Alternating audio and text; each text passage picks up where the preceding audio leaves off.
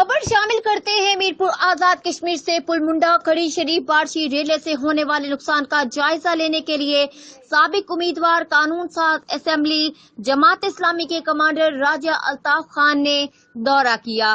دورے کا مقصد عوامی ہمدردیوں کے تقاضے پورے کرنا تھا۔ انہوں نے گھر گھر جا کر اپنی ہمدردیوں اور افسوس کا اظہار کیا، نقصان کا ازالہ کرنے کے لیے یقین دہانی کرائی۔ جن گھروں میں جا کر افسوس کیا ان میں راجہ ماجد، راجہ امین، راجہ تاج محمد حسین، راجہ عارف یاسر مغل، ریاض مغل، میاں خرم، میاں شرافت، میاں بدر، میاں عابد کے گھروں میں جا کر ہمدردیوں کے دیپ جلانے کا عزم کیا۔